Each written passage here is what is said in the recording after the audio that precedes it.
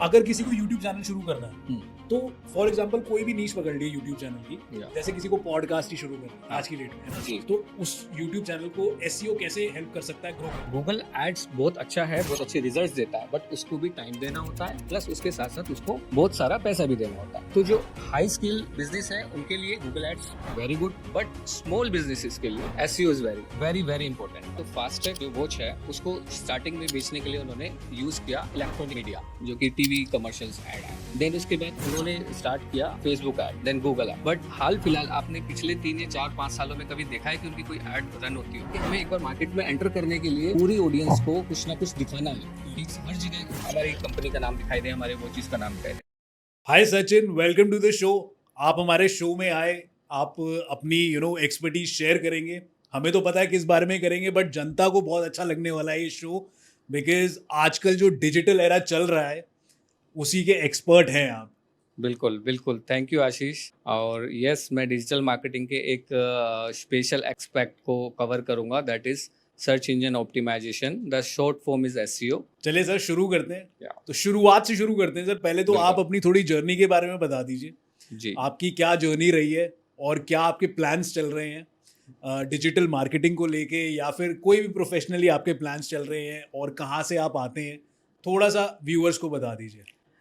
मैं एक छोटे से शहर से बिलोंग करता हूँ, जो कि रेवाड़ी हरियाणा ज़िले में, हरियाणा एरिया में आता है।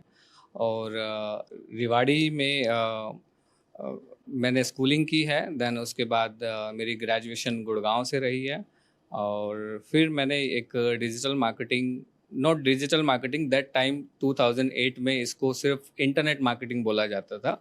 डिजिटल मार्केटिंग अभी न्यू वर्ड्स इन्वेंट हुआ है लास्ट 5-6 ईयर के अंदर। करेक्ट। अदरवाइज इसको इंटरनेट मार्केटिंग बोला जाता था। तो इंटरनेट मार्केटिंग में भी दैट टाइम गूगल, याहू ये सब फाइट कर रहे थे। तो तब लोग, जब ऑरकुट का टाइम हुआ करता था, उस टाइम से हम लोग इस फील्ड के अंदर एंटर किया। तो इसमें हमने देखा कि लोग जो सर्च इंजन ऑप्टिमाइजेशन, जिस एक टेक्निकल वर्ड को हम लोग बोलते हैं, आज भी बहुत से लोग इस वर्ड को बहुत टेक्निकल वर्ड यूज़ करते हैं। तो यस, 2008 से हम लोगों ने इस चीज़ को स्टार्ट किया, जबकि गूगल के ऊपर सिर्फ क्लिक करने से वेबसाइट को रैंक पे कराया जाता था। यानी कि लोग रिफ्रेश करते थे वेबसाइट को, और गूगल सेंस करता था कि जितने रिफ्रेश होंगे या जितनी बार ट्रैफिक आया वेबसाइट पे, वेबसाइट उसकी रैंक पे गूगल देता था। अब धीरे धीरे एल्गोरिथम चेंज हुए हैं। तो यस, 2008 से जो हमारी जर्नी स्टार्ट हुई है, तब से लेके अब तक बहुत सारे चेंजेस आए हैं। तो यस, एसईओ एक बहुत ही मतलब प्यारा सब्जेक्ट है। अगर आप गूगल के ऊपर कुछ भी सर्च करते हो, आज आज मैं बोलूँगा कि हस्बैंड वाइफ के झगड़े भी जो है गूगल सुलझा देता है। कि जब आर्गुमेंट होता है तो बोलते हैं गूगल कर लो, यस। तो उस करने से भी, मतलब उसकी वजह से भी कई झगड़े सॉल्व हो जाते हैं। तो यस, गूगल के ऑर्गेनिक रिजल्ट पे हम लोग काम करते हैं। या ओके सर, आप एसईओ एसईओ एसईओ हर जगह मेंशन कर रहे हो, बिकॉज आप खुद एक एक्सपर्टीज रखते हैं एसईओ से रिलेटेड। जो भी कंसर्न्स है, जो भी इश्यूज हैं, वो आप रिजॉल्व करते हैं। बट सर, मुझे जहाँ तक लगता है ना कि आप बिल्कुल सही कर रहे हैं। याहू के ज़माने का, वो ऑरकुट के ज़माने का एसईओ पहले बहुत चलता था, बहुत चर्चा में था। बट सर, मुझे नहीं लगता कि इस टाइम पे एसईओ चलता है। आई मीन, मेरे को क्या, बहुत लोगों को लगता है कि SEO is has gained slow death. मतलब एसईओ मर रहा है अब, या नो, मर चुका है। तो वेरी हॉट टॉपिक आपने जो छेड़ा है, बहुत अच्छा टॉपिक आपने लिया है। एसईओ एसईओ कभी नहीं मर सकता। उसके पीछे के रीज़न क्या है कि अगर एसईओ नहीं है तो क्या है? एसईओ नहीं है तो गूगल एड्स है। Of course Google ads SEO के रिजल्ट्स के टॉप ऑफ द पोजीशन आता है, मैं मानता हूँ। लेकिन अगर आप एक एक कंज्यूमर साइड आप अगर देखेंगे, तो एक कंज्यूमर का जब कंज्यूमर गूगल ऐड पे स्पेंड करता है, तो उसको पता चलता है धीरे धीरे धीरे, मेरा मेरा जो बजट है वो सिर्फ गूगल ही एग्जॉस्ट कर रहा है। सम कुछ बिजनेसेस में तो ये पता चलता है, जैसे कि एक मिडल साइज बिजनेस है, छोटा बिजनेस है, उनको लगता है कि हम तो सिर्फ गूगल के लिए पैसा कमा रहे हैं, ये पैसा सिर्फ गूगल को जा रहा है। गूगल एड्स बहुत अच्छा है, बहुत अच्छे रिजल्ट्स देता है, बट उसको भी टाइम देना होता है, प्लस उसके साथ साथ उसको बहुत सारा पैसा भी देना होता है। तो जो हाई स्केल बिजनेस है उनके लिए Google ads very good, but small businesses के लिए SEO is very very very important part. तो ओके सम टाइम लोगों को ये एहसास होता है कि अगर हमने गूगल एड्स के ऊपर इतना स्पेंड कर दिया है तो वो सारा बिजनेस तो गूगल ही ले गया, मतलब सारा पैसा तो गूगल ही हमारे पास से लेके चला गया, बट हमारे पास क्या बचा। उसके बाद लोगों को रियलाइज होता है जब कीवर्ड्स के कॉस्ट बढ़ते बढ़ते बढ़ते बढ़ते इस स्टेज पे चले जाते हैं, तब उनको रियलाइज होता है कि कोई तो परमानेंट सोल्यूशन होगा कि हमें गूगल को इतना पैसा ना देना पड़े। तब आता है एसईओ। दैट टाइम बहुत देर हो जाती है लोगों को, क्योंकि एसईओ एकदम से रिजल्ट देता नहीं है, उसको टाइम लगता है। कुछ कीवर्ड डिफ़िकल्टी हाई होने की वजह से रैंकिंग को आने में 4 महीने लगते हैं, 6 महीने लगते हैं, 1 साल भी लगते हैं। जैसे कि शार्क टाइम में विनीता ने बोला कि एसईओ को क्रैक करने में लोगों को 2 से 3 साल भी लग जाते हैं। यस, लग जाते हैं 2 से 3 साल, क्योंकि वो हाई सर्च वॉल्यूम कीवर्ड्स होते हैं।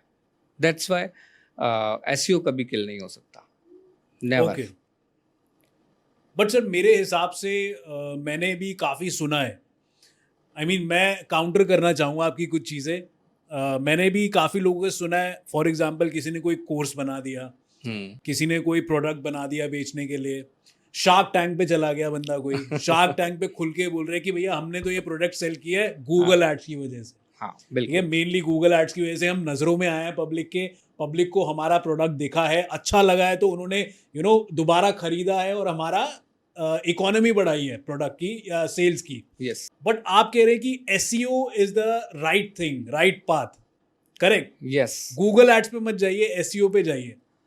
बट नहीं, सर मैं ये जानना चाहता हूँ सर, जब लोग इतना बोल रहे हैं कि Google ads Google ads Google ads, हम गूगल एड्स कोई प्रोडक्ट बनाते हैं, कोई कोर्स बनाते हैं, कुछ भी बनाते हैं, हम गूगल एड्स के थ्रू पैसा लगा के उसको बेच देते हैं, अच्छा धंधा बना रहे हैं। बट आप Yes. कह रहे हो सिर्फ एसईओ से आप करो और गूगल एड्स आपके धंधे को बर्बाद कर देगा, ऐसा कुछ है क्या? नहीं, ऐसा बिल्कुल भी नहीं है। कुछ बिजनेसेस के अंदर गूगल एड्स बहुत अच्छा है, बट लॉन्ग रन के लिए आपको पैरेलल एसईओ पे भी चलना पड़ेगा। ओके इसके लिए एक रीज़न है, बहुत इंपॉर्टेंट रीज़न है। एक एक कंज्यूमर है, उस कंज्यूमर को कोई प्रोडक्ट सर्च किया, उसने प्रोडक्ट सर्च करने के बाद गूगल एड्स के ऊपर उसने प्रोडक्ट को क्लिक किया। अब अगर उसको जब खरीदना है तो उस प्रोडक्ट की रेटिंग्स देखना चाहेगा, उस प्रोडक्ट के रिव्यूज़ देखना चाहेगा, उस प्रोडक्ट की कंप्लेंट्स देखना चाहेगा। तो उसके लिए वो कहाँ जाएगा? वो गूगल के ऊपर, ऐड के ऊपर तो नहीं जाएगा। करेक्ट। तो उसको क्या देखना होगा कि वो उस प्रोडक्ट के बारे में, कंपनी के बारे में, डॉक्टर के बारे में, एडवोकेट के बारे में एक रिसर्च करेगा, और वो रिसर्च कभी भी गूगल ऐड पे नहीं मिल सकती। करेक्ट। सेकंड थिंग, बहुत सारे बिजनेसेस ऐसे हैं जिनके ऊपर गूगल एड्स नहीं चल सकती। ओके लोग चला रहे हैं, वो एक अलग बात है। जैसे लीगैलिटी के अंदर, यू आर अ लीगल बाबा, यू नो एवरीथिंग। एक एडवोकेट कभी भी ऐड नहीं चला सकता, नहीं चला सकते। एक डॉक्टर, उसको अलाउड नहीं है, अभी चल रहा है, कभी भी बंद हो सीएस सकते को भी हैं, नहीं चला आउट। सीएस भी नहीं चला सकते। ऐसी बहुत सारी अपॉर्चुनिटीज़ हैं जहाँ पर एडवर्टीजमेंट अलाउ ही नहीं करती, एग्जिस्ट नहीं करती है, तो वहाँ पर एसईओ ही काम करता है। करेक्ट। सेकंड थिंग, जब किसी को कॉन्फिडेंस लेना है आपके बारे में, आपके प्रोडक्ट के बारे में, आपकी कंपनी के बारे में, तो कोई एडवर्टीजमेंट काम नहीं करती, वहाँ पर काम करता है तो सिर्फ SEO. Yes. Okay but sir मैं किसी भी प्रोफेशनल चीज़ के बारे में बात ही नहीं कर रहा। फॉर एग्जाम्पल कोई एडवोकेट है, नहीं कर सकता, कोई सीए नहीं कर सकता, कोई डॉक्टर है, नहीं कर सकता। बट मैं ये कह रहा हूँ कि मैंने कोई एक प्रोडक्ट बनाया, मैंने एक घड़ी बनाई, मैं उसको, घड़ी की क्वालिटी बहुत अच्छी है मेरी घड़ी की, सबसे पहले तो है ना। अब मैं उसको इंटरनेट पे बेच रहा हूँ गूगल एड्स के थ्रू, आजकल तो फेसबुक एड्स भी चल रही है, मेटा एड्स जो आप जानते ही होंगे। तो मैं उसके थ्रू लोगों तक पहुंचा रहा हूँ। तो मैं तो कभी नहीं चाहूंगा कि भाई मैं एसईओ को पकड़ूं, एसईओ के मेथड को पकड़ूं, बिकॉज मेरे लिए वो बहुत स्टीरियोटाइपिकल मेथड हो गया है। लेकिन अगर मैं अच्छी क्वालिटी प्रोवाइड कर रहा हूँ घड़ी की, और मैं गूगल एड्स या मेटा एड्स के थ्रू बेच रहा हूँ, मेरे पास कस्टमर रिटेंशन भी आ रही है जी, है ना, उनको क्वालिटी पसंद है, वो दोबारा ऑर्डर कर रहे हैं जी, तो मैं क्यों जाऊंगा एसईओ की तरफ? ये समझाओ ना थोड़ा। मैं आपको बताता हूँ। मैं एग्जांपल लेता हूँ एक वॉच का। ओके ठीक है। अभी जो वॉच, मैं बोलता हूँ कि मैं एक ब्रांड का नाम लूँगा, यू कैन म्यूट दिस। सो एक फास्ट ट्रैक घड़ी किसी टाइम पर आई थी, ठीक है। ठीक है। तो फास्टैग जो वॉच है उसको स्टार्टिंग में बेचने के लिए उन्होंने यूज़ किया इलेक्ट्रॉनिक मीडिया, जो कि टीवी कमर्शियल्स ऐड आया। देन उसके बाद उन्होंने स्टार्ट किया Facebook ad, then Google ads. But हाल फिलहाल आपने पिछले 3 या 4-5 सालों में कभी देखा है कि उनकी कोई ऐड रन होती हो? बहुत कम।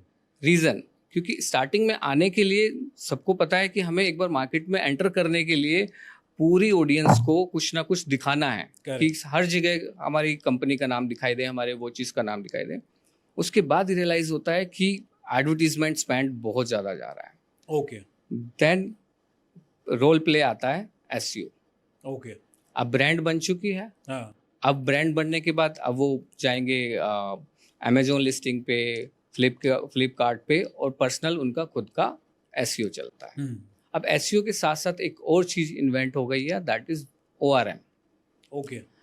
अब वो ब्रांड अपनी प्रोडक्ट का ऑनलाइन रेपुटेशन मैनेजमेंट करते हैं। The online should ORM, online reputation management. Okay. अब ऑनलाइन रेपुटेशन मैनेजमेंट स्पेसिफिकली सिर्फ और सिर्फ एसईओ के थ्रू होता है, बट उसके साथ प्ले होता है हमारे प्रोडक्ट के वर्ड का नाम, कंपनी का नाम और कंपनी के ओनर्स का नाम। ओके।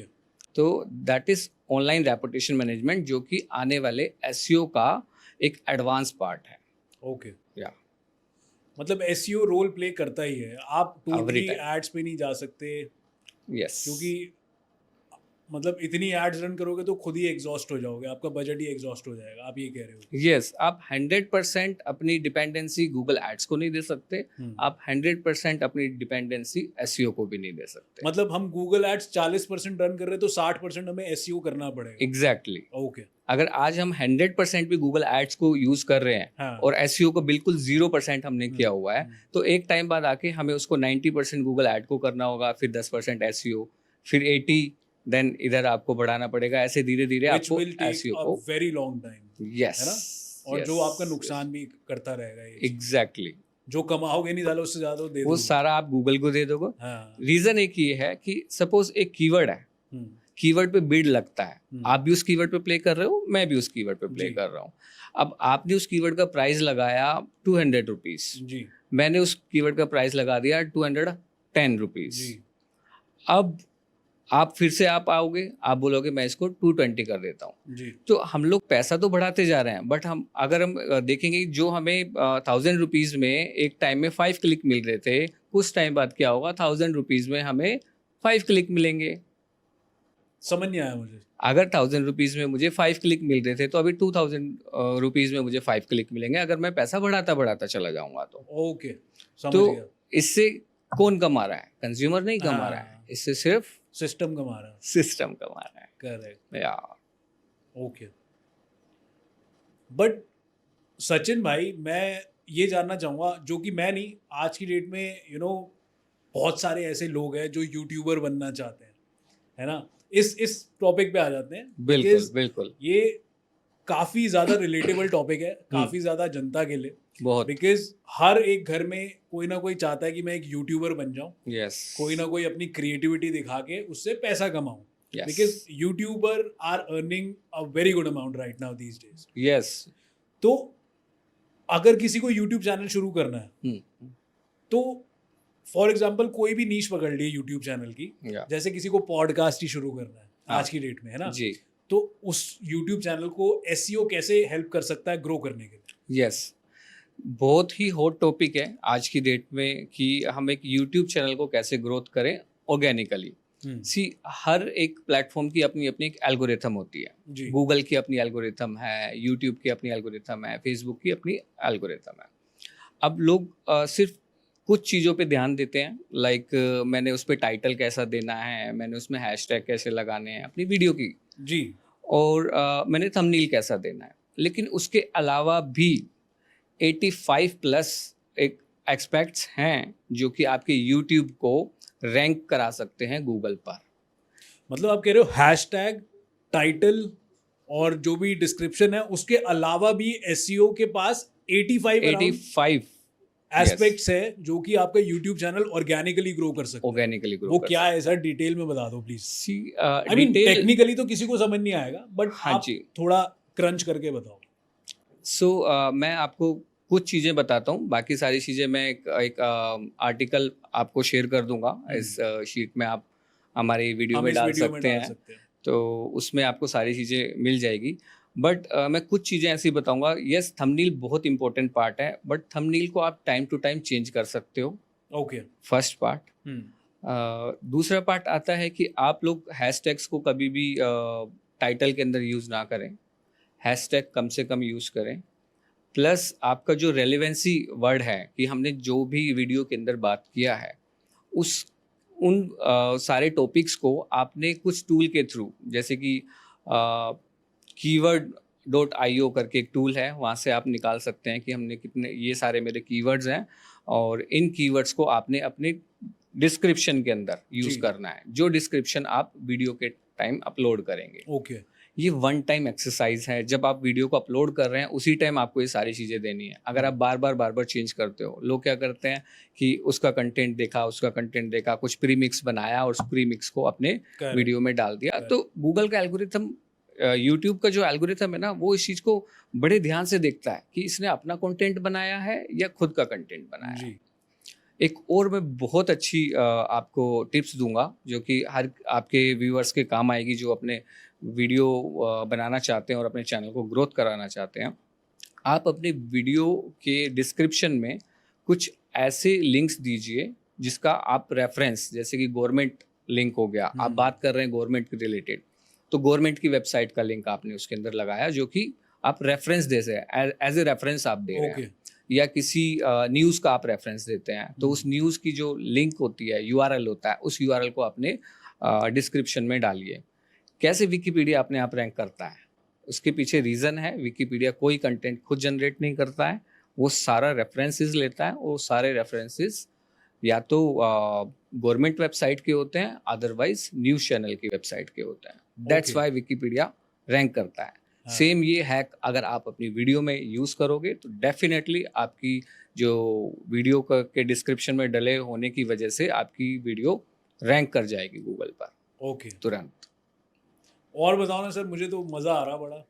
ये कुछ छोटे छोटे हैक्स हैं जो हम लोगों ने लास्ट अपनी 16 ईयर की जर्नी के अंदर निकाले हैं। और और मैंने सुना आपके पास बहुत बड़े बड़े क्रिएटर्स भी हैं, यूट्यूबर्स भी हैं, जो आपके पास आप उनकी डिजिटल मार्केटिंग हैंडल करते हो, and they have grown a lot. मैं आपको बोलूँगा नहीं, आप नाम लीजिए, नाम लेने की ज़रूरत नहीं है। मैं नाम नहीं बता पाऊंगा, लेकिन बॉलीवुड के काफ़ी सारे स्टार्स हैं और कुछ मूवीज़ के जो विकिपीडिया पेज होते हैं उनमें बनने में, शुरुआत में बनने में बड़ा प्रॉब्लम होती है।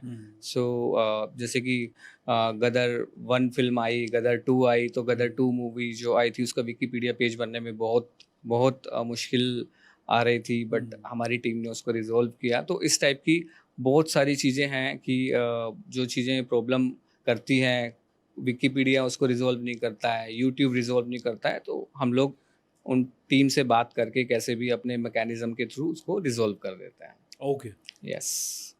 दैट्स ग्रेट यार। बट आप यूट्यूब के बारे में और कुछ बताइए ना, मतलब और एसईओ क्या रोल प्ले करता है यूट्यूब को ऑर्गेनिकली ग्रो करने के लिए? क्योंकि मैं Part है। आपसे इंस्टाग्राम का भी अलग पूछूंगा, फेसबुक का भी अलग पूछूंगा, पहले अभी यूट्यूब की बात करेंगे। जी जी जी। तो यूट्यूब में ये हैक्स तो बहुत अच्छा है जो लास्ट मैंने आपको बताया। इसके साथ साथ आप एक इंटरलिंकिंग पार्ट बहुत इंपॉर्टेंट है। आज आप एक वीडियो जनरेट कर रहे हैं, आपके पास उस वीडियो के रिलेटेड अगर और आप लास्ट पास्ट ईयर या पास्ट मंथ में आपकी कुछ वीडियोस रही हैं, तो आप उसको इंटरलिंक कर सकते हैं, जो कि आपकी वीडियो ख़त्म होने के बाद ओके। ऑटोमेटिक चले एक तो। दूसरा, आपके डिस्क्रिप्शन के बाद जो लास्ट में कुछ टैब्स होते हैं वहाँ पर आपको दिखाई दे जाएगी सिमिलर टू दिस टॉपिक पे आपने उस वीडियो पे बात किया है। तो जो गूगल है और यूट्यूब का जो एल्गोरिथम है, वो ये लोग सेंस करते हैं कि आप अपनी ऑडियंस को रेलेवेंट डेटा दे रहे हो। जितना आप रेलेवेंट डेटा दोगे उतना ही एल्गोरिथम आपकी वीडियो को बार बार प्रेजेंट करेगी टॉप में दिखाने के लिए। क्योंकि यूट्यूब का एक एल्गोरिथम ऐसा है कि वो किसी भी वीडियो को, हर एक वीडियो को एक बार चांस जरूर देती है वायरल होने के लिए। बट अगर आपने उसका कंटेंट कुछ भी मिसगाइड नहीं किया है तो डेफिनेटली वो कभी भी वायरल नहीं हो सकती। Okay, yes. नहीं दैट्स ग्रेट। और ऐसा भी नहीं कि आप पुरानी वीडियो डाल दो वो चली नहीं, कभी भी चल सकती है वो, है ना? कभी भी अगर Okay. आपने उसका एस्थेटिक्स जो है उसको अच्छे से मैनेज कर दिया, कभी भी वो रैंक कर और सकती अगर है। जिन लोगों की वीडियोस जिन्होंने अपलोड करी हुई है वो नहीं चल रही, हाँ। और आपने अपना एफर्ट्स पुट इन करे उस वीडियो में, यस। फॉर एग्जांपल कोई हमारी पुरानी वीडियो नहीं चली, आपने क्या किया, आपने एसईओ से उसको एकदम परफेक्ट बना दिया अपनी एक्सपर्टीज यूज करके, यस। तो उसके चांसेस हैं कि वो बाद में भी चल पड़े। चल सकते हैं, बट Okay. उसमें हो सकता है, मैं आपको ये बोलूँगा कि आशीष आप 2 टॉपिक पे और वीडियो बनाओ ओके, ताकि मैं इसको इंटरलिंक कर सकूं। मेरे को सेंस कराना है यूट्यूब को कि भाई हम इस टॉपिक को सिर्फ एक बार बना के नहीं ख़त्म किया हमने, इस टॉपिक पे हम दूसरा कुछ ना कुछ अपडेट्स लेके आए हैं और उस अपडेट की इंटरलिंकिंग ऐसे होती है। ओके, मतलब 100% गारंटी तो है नहीं, बट हाँ। You can do your best. Yes. Sir YouTube की बात हो गई, या इंस्टाग्राम का भी बता दो सर। किसी को इंस्टाग्राम पे ग्रो करना है ऑर्गेनिकली, उनको फॉलोअर्स चाहिए, ऑर्गेनिकली उनको लाइक्स चाहिए, कमेंट्स चाहिए, शेयर्स चाहिए, तो आप उनकी जो वीडियो है वो कैसे एसईओ के थ्रू पुश करोगे कि उनकी वीडियो पे अच्छे व्यूज़ आ जाए, उनको अच्छी ग्रोथ मिले इंस्टाग्राम पे? मैं इंस्टाग्राम के लिए ये रिकमेंड करूँगा कि सबसे पहले कि लोग सिर्फ मोबाइल से शूट करते हैं। देखो कुछ कंटेंट मोबाइल से वायरल हो सकते हैं, मैं मानता हूँ, बहुत हिट कर जाते हैं क्योंकि वो वीडियोस ऐसी हैं कि इंस्टाग्राम के पास उस जैसा कंटेंट है नहीं। बहुत सारी कॉमेडी उस टाइप की होती है, तो जहाँ इंस्टाग्राम के पास कोई कंटेंट है ही नहीं तो उसकी मजबूरी है उसको रैंक पे दिखाना। करेक्ट। दूसरी चीज आती है कि आपका जो कंटेंट आप बनाना चाह रहे हो वैसा कंटेंट इंस्टाग्राम पर अगर नहीं है तब तो आपका चल जाएगा कैसे भी कैमरा से, ठीक है। बट अगर आपका कंटेंट सिमिलर है या समथिंग कुछ ऐसा है जो इंस्टाग्राम पर पहले से भी अवेलेबल है तो आपको high quality, very high quality camera से शूट करना चाहिए। ओके, और तब आपकी जो हैशटैगिंग है वो थोड़ी ठीक होनी चाहिए। ठीक का मतलब है 4 से ज़्यादा आप हैशटैगिंग ना करें। लोग 20-20 50 मैंने देखा है 20-20 हैशटैगिंग लोग पूरा यूज़ भर कर देते देते हैं। हैं, पूरा फुल कर देते हैं हाँ। उसको। कंटेंट कुछ डालते ही नहीं उसके बारे में। तो यस, इंस्टाग्राम ये सारी चीज़ें देखता है। इतनी बड़ी कंपनी है वो, Correct. ऐसा तो है नहीं कि वो इस बात को मिसगाइड, आप हाँ। इतना मिसगाइड कर रहे हो कुछ भी आप उसके अंदर हैशटैग लगा रहे हो तो वो सारा वेस्ट हो जाएगा, आपकी मेहनत वेस्ट हो जाएगी। वो सिर्फ हाई क्वालिटी की वजह से आप उसको रैंक पे ले सकते हो, बट हाँ आपको उसकी जो सिस्टम है, आपको उसका जो डिस्क्रिप्शन है, आप उसकी जो हैशटैगिंग है, उसमें जो रेलिवेंट लिंक देना चाह रहे हो आप, वो आपको रेलिवेंट रखना पड़ेगा। ओके, तो इंस्टाग्राम भी बहुत अच्छा बूस्ट हो सकता है।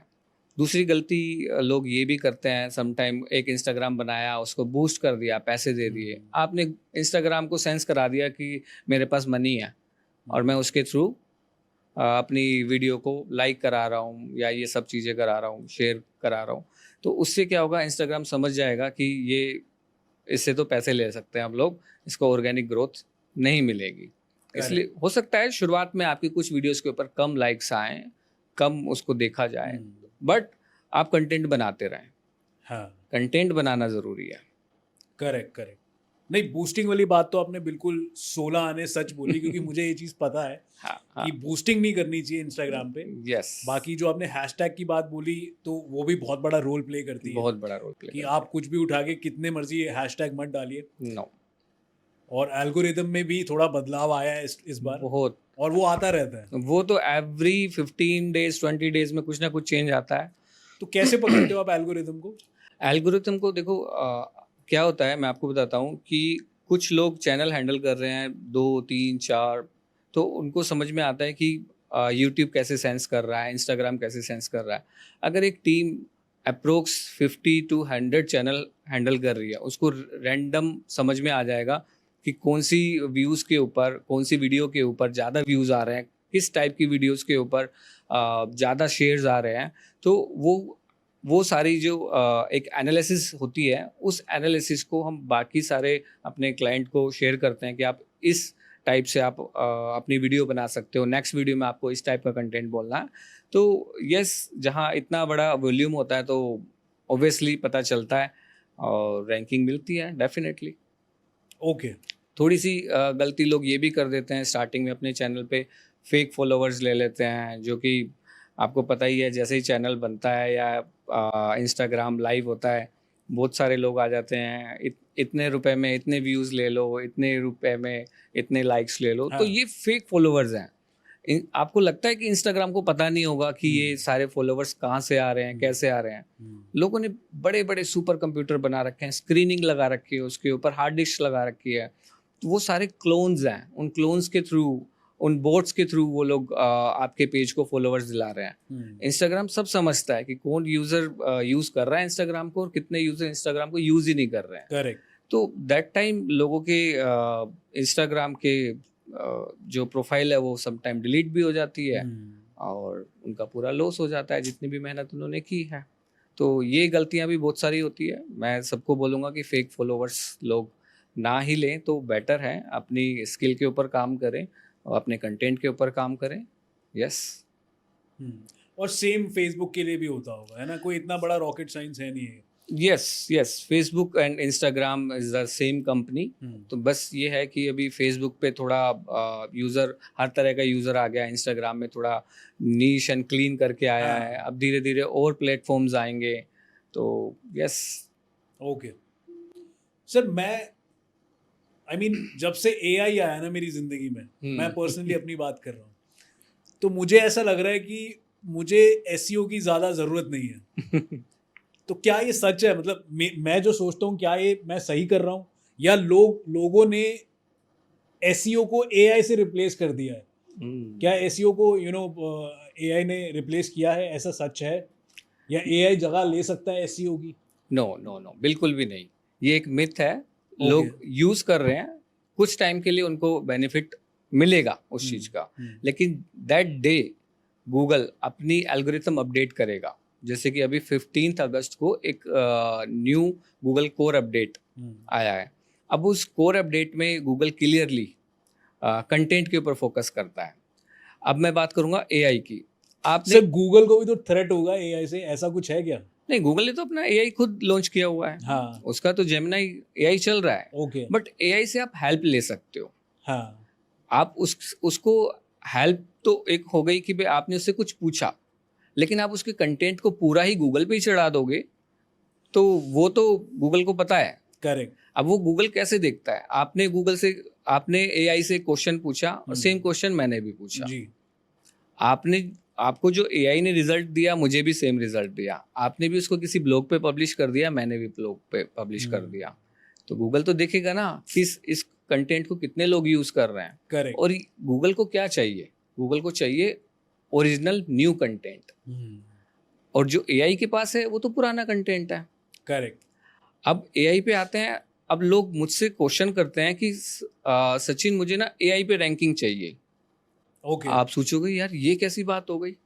मेरे को एक डेंटिस्ट ने बोला कि सचिन, अगर गूगल पे कोई सर्च करे कि hey Gemini please suggest me a good dentist in Gurgaon, उसमें मेरा नाम आना चाहिए। अब एआई भी तो कहीं ना कहीं से डेटाबेस, कहीं से तो कंटेंट लेता होगा। अब हमारी टीम ने उसका भी क्रैक निकाल लिया। ओके। अब हम उस एआई के हिसाब से कंटेंट बनाएंगे ताकि एआई सेंस कर सके कि he is the best dentist in Gurgaon. Okay. तो अब जो एसईओ है वो गूगल, याहू और इन सब पर डिपेंड नहीं है। अब एआई पर भी एसईओ करना पड़ेगा। ओके, मतलब एआई तो जगह नहीं ले सकता 100%। कभी भी नहीं। हाँ, इनकी फाइट चलती रहेगी, कभी चैट जीपीटी की, कभी जेमिनी की। यस, ये लोग जितने भी एआई है कोड जनरेट करने के लिए हेल्पफुल है, बट कंटेंट बनाने के लिए भी हेल्पफुल है। बट उस कंटेंट को पब्लिश कर देंगे आप तो वो हेल्पफुल नहीं है। वो मैं रिकमेंड किसी को भी नहीं करूँगा कि आप जो कंटेंट एआई दे रहा है उस कंटेंट को पब्लिश करें। बट भाई जो अपना एआई है, एआई के पास भी तो इतने सारे टूल्स हैं जो एसईओ को ऑप्टिमाइज करने में लोगों की हेल्प कर रहे हैं। मतलब मैंने क्वेश्चन सही पूछा ना आपसे? हाँ। आप तो ऐसा है क्या? मतलब आपको भी एआई की काफ़ी नॉलेज है ना? आप एआई की तोड़ ढूंढ रहे हो और जी ढूंढ भी लिया आपने, जी तो ऐसे कोई टूल्स बताओ ना कि यार मतलब किसी कोई बंदा है उसके पास ज़्यादा पैसे नहीं है हम्म प्रोफेशनल हायर करने की, आपके जैसे प्रोफेशनल हायर करने के, बिकॉज आपकी फीस तो ज़्यादा ही है, बहुत बड़े बड़े नहीं क्रिएटर्स आपने हैंडल कर रखे हैं, बट एनीवे सर आप रिजल्ट भी देते हो, वो चीज़ यस हमने खुद देखी है। यस दूसरी चीज़ सर, एआई की कुछ ऐसे टूल्स बता दो जो कि जो नया नया स्टार्ट कर रहे हैं कंटेंट क्रिएशन, उनके लिए हेल्पफुल हो। सो देखो मैं ये बोलूँगा कि एआई आज की डेट में बहुत नया सब्जेक्ट है। मैं आपको ये बता सकता हूँ कि शायद आपने एआई का नाम 1 या 2 साल से सुनना शुरू किया होगा, जी इससे ज़्यादा नहीं। जी। बट हम पिछले 7 साल से एआई को यूज़ कर रहे हैं, हम्म ठीक है? और एसईओ को रैंकिंग पे लाने के लिए कोई एआई टूल काम नहीं करेगा, क्योंकि एसईओ पे रैंकिंग लाने के लिए सिर्फ 2 ही चीज़ें काम आती हैं, एक ऑन पेज और एक ऑफ पेज। आप ऑफ पेज होता है, ऑफ पेज होता है कि जो आप बैकलिंक्स बना रहे होते हो। हम्म अब वो बैकलिंक बनाने के लिए कंटेंट आप ले सकते हो, जो कि कुछ टाइम बाद गूगल नल इन्वॉल्व कर देगा, बट ओके आप सिर्फ कंटेंट ले सकते हो एआई से। बट वो एसईओ का सिर्फ 10% पार्ट है, ओनली 10%। बाकी ओके जो 90% पार्ट है that is on page SEO, जो कि आपकी वेबसाइट के अंदर वर्क करता है। वेबसाइट में आपके वेबसाइट के अंदर नेविगेशन कैसा है, आपकी वेबसाइट में इंटरलिंकिंग कैसी है, आपकी वेबसाइट में इमेज किस फॉर्मेट में है, गूगल आपकी इमेज को कैसे देख रहा है, आपके कंटेंट को कैसे देख रहा है, कब कब क्रॉल कर रहा है। तो ये सारे जो एस्पेक्ट हैं, इनके लिए कोई एआई टूल नहीं है। इसके लिए आपको जो मार्केट में हाई अथॉरिटी टूल्स हैं जो कि परचेज करके लेने पड़ते हैं, वो आपको लेने ही पड़ेंगे। हम्म तो इसके अलावा ऑन पेज के लिए एआई कोई तोड़ नहीं दे सकता। एआई सिर्फ ऑफ पेज के लिए कुछ कंटेंट दे सकता है, कुछ टाइम बाद वो भी गूगल पकड़ ही लेगा ओके और सारी मेहनत को खराब कर देगा। ओके। Yes yes. सर मुझे ये भी चीज़ आपसे क्लियर करनी थी कि कोई प्रोडक्ट किसी ने लॉन्च किया है, उसको मार्केट में बेचना है डिजिटली, हम्म तो फॉर एग्जांपल कोई भी XYZ प्रोडक्ट है, हम्म वो अपने पास प्रोडक्शन पड़ी है उसकी, मैन्युफैक्चर होकर पड़े हुए अपने पास, अब जी हमें उसे उतारना है मार्केट में डिजिटली डिजिटली, बेचने के लिए। ठीक है ठीक है। तो स्टेप बाय स्टेप प्रोसीजर बता दो कि क्या कैसे वो अपनी रैंकिंग बढ़ा सकता है, कैसे वो क्या बनाए, वेबसाइट बनाने या कोई मार्केट प्लेस में डाले, कैसे करें, वो सारी चीज़ें आप बता दो कि वो अच्छी तरीके से कैसे वो प्रोडक्ट बेच सकता है देखो अगर बिना प्रोडक्ट, गूगल एड्स के। ओके, बिना गूगल एड्स हाँ, के। क्योंकि उसके पास पैसा नहीं है ज़्यादा लगाने के लिए, तो हम्म। वो गूगल एड्स पे पैसा नहीं बर्बाद कर सकता, जी वो ऑर्गेनिकली बेचना चाहता है, कम से कम पैसा लगाए। देखो प्रोडक्ट के लिए तो फिर आपको अमेज़ोन पे आना पड़ेगा। ओके। अमेज़ोन पे लिस्टिंग है जो कि फ्री ऑफ कॉस्ट आप कर सकते हो। उसमें बस एक जीएसटी नंबर आपको लेना है, और वहाँ पर कुछ प्रोडक्ट ऐसे चूज़ करो जो कि अमेज़ोन के पास बहुत कम हो, और वो प्रोडक्ट जैसे आप अमेज़ोन पे, फ्लिपकार्ट पे, सब पे डालते हो तो बहुत अच्छी सेल आती है। बट कुछ टाइम बाद उस प्रोडक्ट के सब्स्टिट्यूट आने शुरू हो जाएंगे, तो ये बहुत बड़ा लॉन्ग विज़न नहीं हो सकता। बट मैं आपके इसमें एक और चीज़ ऐड करना चाहूँगा। प्रोडक्ट के अलावा अगर मैं एक प्रोफेशनल सर्विस के अंदर अगर आता हूँ तो उसमें हाँ, फ्री ऑफ कॉस्ट कुछ चीज़ें हैं ऐसी। आपने सुना होगा गूगल मैप। हाँ। गूगल मैप के ऊपर भी बिजनेस की आप लिस्टिंग कर सकते हो, अपने बिजनेस के नाम की एक लिस्टिंग कर सकते हो। सपोज एक पैट क्लिनिक है। अब पैट क्लिनिक, मैं बोलूँगा उनको पैसा खर्च करने की ज़रूरत ही नहीं है बिल्कुल भी। वो क्या करें, सिंपल सा गूगल मैप के ऊपर अपना गूगल माई बिजनेस, जो कि इसका नाम चेंज होकर अब गूगल बिजनेस प्रोफाइल हो गया है, तो यहाँ पर अपना प्रोफाइल जनरेट करें और गूगल जो जो क्वेश्चन करता है वो सारे आंसर करें। वो एक जीएसटी नंबर मांगेगा आपसे, क्योंकि आप लीगल हो उस बिजनेस में या नहीं हो, वो आपसे मांगेगा। आपका business free of cost Google पे बन जाएगा। ठीक है। अब उसमें कुछ हैक्स होते हैं कि उसमें आपको कीवर्ड्स लगाने हैं, उसमें आपको डिस्क्रिप्शन लिखना है, उसमें आपको कभी कभी इमेजेस डालनी है जो कस्टमर या जो पैट्स आपके पास आए। वो सारी चीज़ें आप अगर फुलफिल करोगे तो वो ऑटोमेटिक रैंक कर जाएगा। ओके। अब ऑटोमेटिक रैंक करने में थोड़ा सा टाइम लग सकता है। कुछ आपको वीडियोस देखनी पड़ेगी कि भाई how to optimise my Google my business for my pet clinic. तो इस टाइप की बहुत सारी वीडियोस आएगी। उन वीडियोस से के कंटेंट को आपको चेक करना है और वहाँ पर अपने कंटेंट को बिल्ड करना है। वो बहुत ही कम टाइम में आपके जो नियर मी कीवर्ड्स हैं वो रैंक कर जाएंगे। ओके। आप अगर मान लो आप गुड़गांव के किसी एक लोकेशन पे हो, सेक्टर 49 लोकेशन पे, और आपका क्लिनिक सेक्टर 49 लोकेशन पे है, और नियर बाय लोग जो भी लोग सर्च करेंगे पैट क्लिनिक नियर मी, तो ऑटोमेटिकली Top सबसे पे पहले rank आपका ही आएगा। ये गूगल की मजबूरी है। ओके। सबसे नज़दीक जो भी क्लिनिक होगा उसी को नियर मी में वो शो करेगा, करेक्ट। चाहे किसी ने पैसा क्यों ना खर्च कर रखा हो। अगर Correct. पैसा खर्च किया हुआ है तो उसके ऊपर ऐड लिख के आएगा। ओके। बट अभी धीरे धीरे ट्रेंड आ रहा है, लोग गूगल एड्स को अवॉइड कर रहे हैं, क्योंकि गूगल एड्स के थ्रू स्कैम भी बहुत ज़्यादा हो रहा है, करेक्ट। बहुत ही ज़्यादा हो रहा है, क्योंकि सबको पता है कि ऐड चला के कोई भी फिशिंग कर सकता है। तो यस, लोगों को धीरे धीरे नॉलेज हो रही है, तो वो लोग, उनको पता है कि क्या क्रेडिबिलिटी की ऐड है। तरफ ज्यादा जा रहे हैं लोग। यस, बट सर मैं ये जानना चाहता हूँ कि ठीक है, अगर मेरा सवाल ये था कि अगर मेरे पास कोई प्रोडक्ट है, ठीक है, मैं दो चीज़ें करूँगा उसको डिजिटली बेचने के लिए, जहाँ तक मुझे लगता है करना चाहिए। पहला तो मैं ई कॉमर्स पे ट्राई करूँगा, जैसे कि आपने बताया अमेजोन पे डाल दो, या कोई और जो ई कॉमर्स है, फ्लिपकार्ट हो गया, फलाना ढिमकाना। जी दूसरी चीज़ मैं वेबसाइट खुद की बनाऊंगा और मैं अपनी वेबसाइट के थ्रू बेचूंगा। ठीक है सर। जी। तो पहले वाले एस्पेक्ट पे आते हैं। आपने बोला अमेजोन पे आप अपना प्रोडक्ट लिस्ट कर दो। जी। तो जब हम प्रोडक्ट लिस्ट करते हैं अमेजोन पे, उसमें आपकी क्या एक्सपर्टीज हेल्प करती है? हमारी एक्सपर्टीज़ ये है कि कुछ यूज़र ऐसे होते हैं, जैसे कि मैं एक छोटा सा एग्जांपल लूँगा। एक छोटे से गांव में पटौदी में किसी ने बहुत अच्छा सोराइसिस की क्रीम बनाई। सोराइसिस होता है जो कि बॉडी में एक फंगल टाइप का होता है। ओके। तो उसकी एक क्रीम बनाई, बहुत अच्छी क्रीम है उनकी, अभी आउट ऑफ कंट्री भी जा रही है, वो बहुत जगह जा रही है, क्योंकि सोराइसिस का सबसे ज़्यादा जो पेशेंट है वो यूएसए में है। ओके। और वो क्रीम उन्होंने बना ली, बट उनको पता नहीं कैसे बेचनी है। उनके लोकल एरिया में तो वो बहुत अच्छे से सेल हो रही थी। तो अब हम लोगों ने क्या किया, अब उनको पता नहीं है कि अमेजोन क्या है, उनको कुछ नहीं पता। तो उनके लिए एक अच्छी सी पैकेजिंग कराई सबसे पहले, एक प्रीमियम क्वालिटी की। देन फिर उसको हमने पहले अमेजोन पे लिस्ट किया, amazon.com पे, नॉट .in, क्योंकि .com के थ्रू ही वो यूएस मार्केट में सेल होगा जी, ग्लोबली। तो जिन लोगों को नहीं बिल्कुल भी नॉलेज है, उन लोगों के लिए पूरा ये सारा सेटअप हम लोग बना के देंगे। अदरवाइज जो थोड़ी सी भी नॉलेज रखता है वो खुद से फ्री में अकाउंट बना सकता है जी। और सब कुछ। सर मैं एसईओ की एक्सपर्टीज कह रहा हूँ कि एसईओ की जब हम लिस्ट करते हैं अमेजोन पे, हाँ, तो जो एसईओ की एक्सपर्टीज है वो भी लगती होगी, राइट? एग्जैक्टली, कि आपको क्या टाइटल बना के डालना है, क्या डिस्क्रिप्शन डालनी है। यस, ये हमारी एक्सपर्टीज है, ये आप हेल्प करते हो। अब इसको बोलते हैं हम लोग अमेजोन एसईओ, अच्छा, फ्लिपकार्ट एसईओ। ओके। तो ये बड़े ही मतलब हॉट टॉपिक सब्जेक्ट है, क्योंकि लोगों ने सब डाल तो दिया अमेजोन के ऊपर, बट अमेजोन पे जब तक पेड ऐड नहीं चलाओगे तब तक उनका सेल नहीं होता। करेक्ट।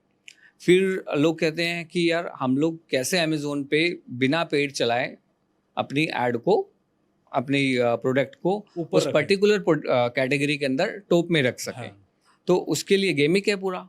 अब वो गेमिक हमने क्रैक किया हुआ है। अप्रोक्स 20 to 25 ऐसे एक्सपेक्ट्स हैं जो हम लोग यूज़ करते हैं, उनके प्रोडक्ट लिस्टिंग के अंदर जाकर टॉप में आ जाता है रैंक पे। रैंक पे आने के बाद अब उनकी फ्री ऑफ कॉस्ट सेल हो रही है। अब उनको अमेजोन को सिर्फ कमीशन देना है, ओनली। ऐड लगाने की जरूरत नहीं है। मैं यही पूछ रहा था आपसे।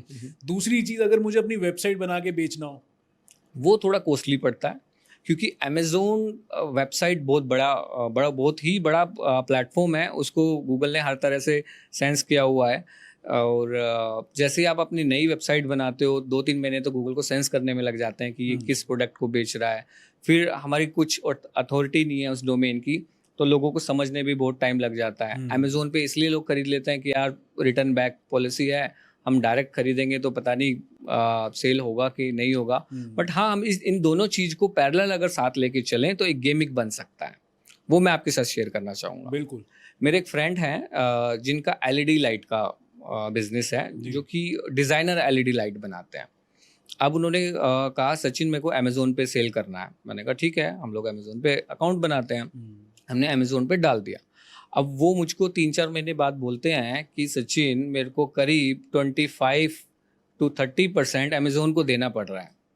क्या करें, इस चीज़ से कैसे आप निकालोगे मुझे?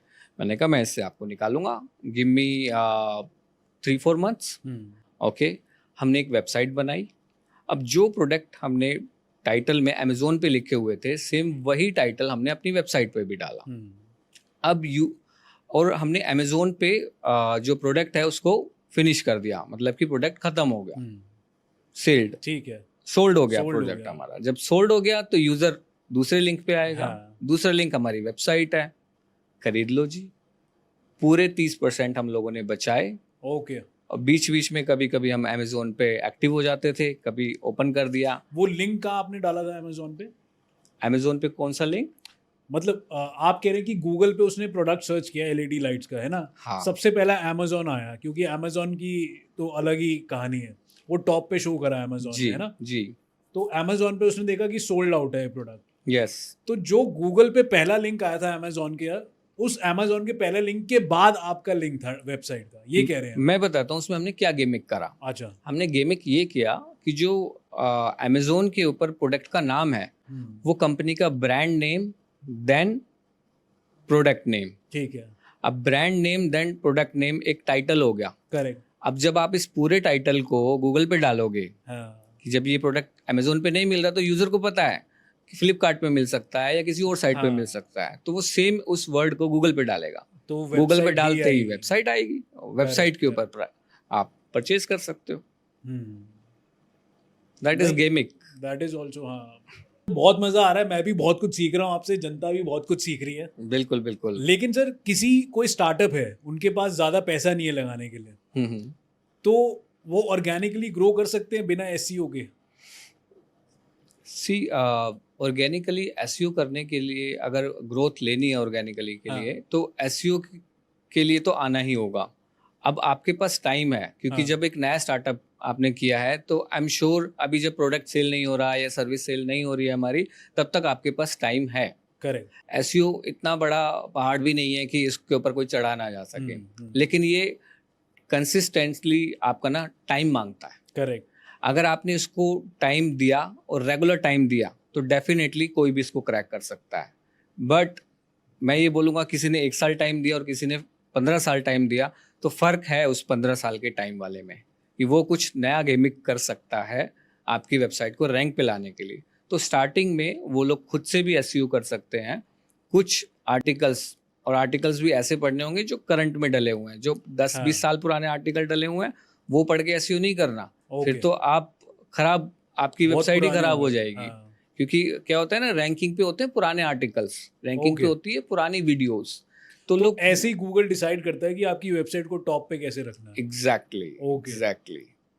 थोड़ा डिटेल में बताओ ना ये टॉपिक। तो मैं बताता हूँ, फॉर एग्जांपल, आपको अपनी वेबसाइट के लैंडिंग पेज को